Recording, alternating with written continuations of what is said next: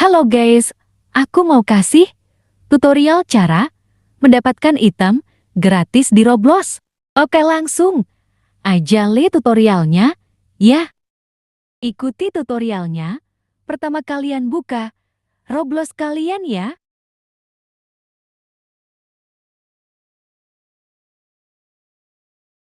Terus kalian klik avatar Roblox kalian.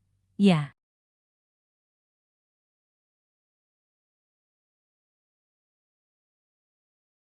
Kalian pencet pakaian.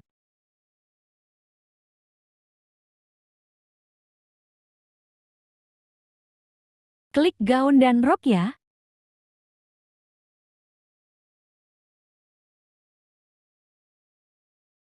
Klik ini.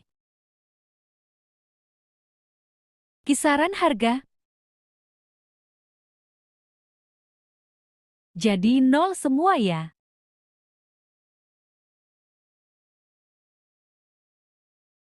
Terapkan. Dah ini gaun dan roknya ya. Yang udah tahu skip aja.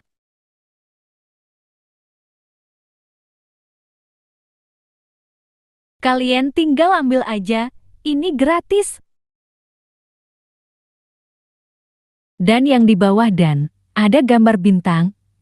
Nya itu harus .kai pengalaman virtual dulu. Ya.